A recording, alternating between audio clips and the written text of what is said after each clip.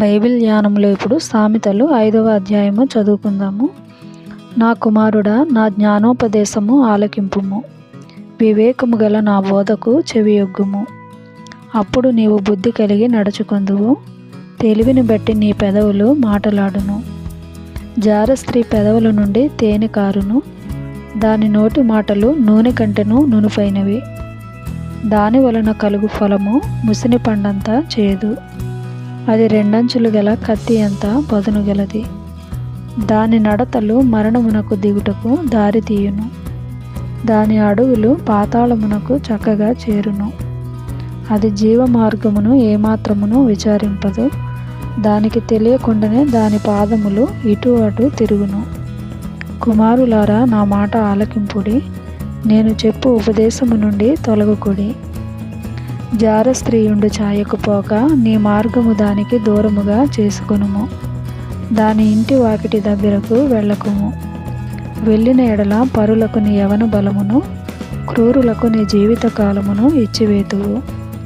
నీ ఆస్తి వలన పరులు తృప్తి పొందుదురు, నీ కష్టార్జితము అన్యుల ఇల్లు చేరును. తుదకు నీ మాంసమును నీ శరీరమును క్షీణించినప్పుడు, అయ్యో, ఉపదేశము నేనెట్లు త్రోసివేసి తిని, నా హృదయము గద్దింపునెట్లు తృణీకరించెను. నా బోధకుల మాట నేను వినకపోతిని, నా ఉపదేశకులకు నేను చెవియొగ్గలేదు. నేను సమాజ సంఘముల మధ్య నుండినను ప్రతి విధమైన దౌశ్యములకు లోబడుటకు కొంచెమే ఎడమాయెను అని నీవు చెప్పుకొనుచు నూలుగుచు నుండువు. నీ సొంత కుండలోని నీళ్లు పానము చేయుము, నీ సొంత బావిలో ఉబుకు జలము త్రాగుము. నీ ఊటలు బయటికి చెదరిపోదగునా, వీధులలో అవి నీటి కాలువగా పారదగునా. అన్యులు నీతో కూడా వాటిని అనుభవింపకుండా అవి నీకే ఉండవలను గదా. నీ ఊట దీవెన నొందును. నీ యవన కాలపు భార్య యందు సంతోషింపుము, ఆమె అతి ప్రియమైన లేడి, అందమైన దుప్పి. ఆమె ప్రేమ చేత నిత్యము బద్ధుడవై ఉండుము.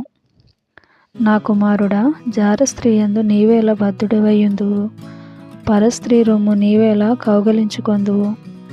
నరుని మార్గములను యెహోవా ఎరుగును, వాని నడతలన్నిటినీ ఆయన గుర్తించును.